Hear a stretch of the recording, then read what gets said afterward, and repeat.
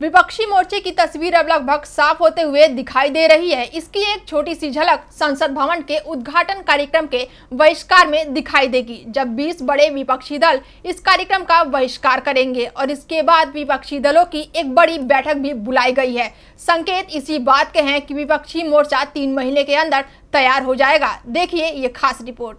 BJP को 2024 में सीधी चुनौती देने की तैयारी इस बार विपक्षी दलों ने कर ली है। रणनीति तैयार हो रही है। विपक्षी दलों के बीच बढ़ती एकजुटता ने बीजेपी कैंप में अलार्म बजा दिया है। कर्नाटक में मिली हार ने पहले से ही बीजेपी को बैकफुट पर धकेल दिया है। विपक्ष की बढ़ती ताकत और बीजेपी को लोकसभा चुनाव में घेरने की रणनीति को लेकर डीबी लाइव के वरिष्ठ पत्रकार प्रशांत टंडन ने आरजेडी सांसद मनोज झा से इसको लेकर सवाल किया। नीतीश जी की बात हो रही थी और आपने नीतीश जी एक जमावड़ा लगाने में लगे हुए हैं, तमाम यात्राएं कर रहे हैं। दिल्ली में भी आए, वो मिले सबसे, खड़गे जी से मिले, सोनिया गांधी से मिले।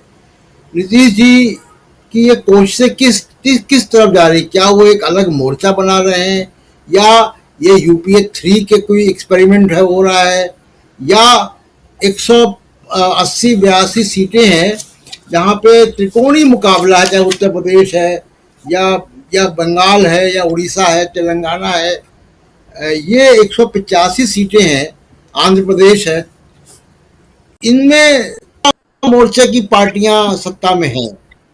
तो नीतीश कुमार जी क्या इनका ताना बाना बुन रहे हैं? नहीं प्रशांत जी, अभी कुछ चीजें चूंकि बहुत ही प्रारंभिक अवस्था में, तो कहना उचित नहीं होगा। पहली बात तो मैं ये कहूँ कि नीतीश जी या तेजस्वी जी अपने व्यक्तिगत महत्वाकांक्षा के लिए नहीं कर रहे हैं कुछ भी। ये मैं ऑन रिकॉर्ड कह रहा हूँ, ऑन रिकॉर्ड।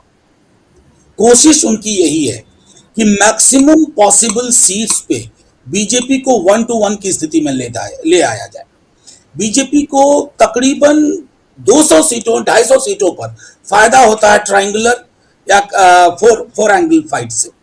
वो चीजें खत्म करनी होगी, लेकिन ये सब एक प्रोसेस है।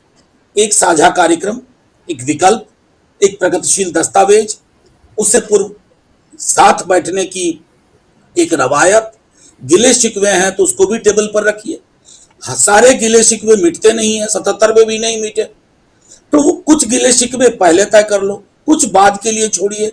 24 तक पॉज बटन दबा दीजिए स्टेट पॉलिटिक्स को, 24 की मई तक। उसके बाद फिर आपस में जितना और एक मैं हल्के में एक बात और कहूं कि आपके चैनल पे मैं कह रहा हूं कि कई दफा ये भी सोचना जरूरी होगा कि जब आप प्रगतिशील दस्तावेज लाते हैं, नए लोग भी जुड़ते हैं, तो जरूरी नहीं हो कि इसका नाम यूपीए ही हो, कुछ भी नया नाम हो सकता है।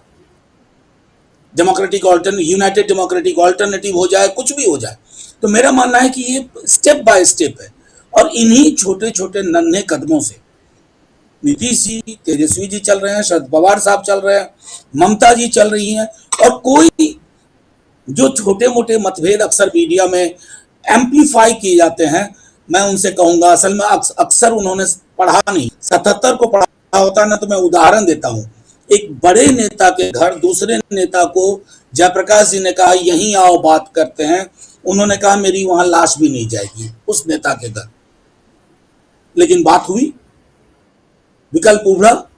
तो ये जो क्या आजकल की मीडिया क्या है ना, वो इस बात में ज्यादा ढूंढने में लगती है कि कैसे बंडोल हो जाए, कैसे या ना हो।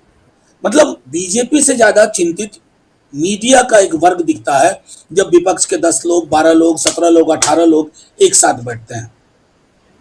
ये मैं समझता हूं मीडिया को भी अंतरावलोकन की जरूरत है, क्योंकि 24 के बाद भी तो ये चैनल होंगे। 24 के बाद मान लीजिए बदलाव 24 में हो रहा है, तो ये चैनल क्या करेंगे?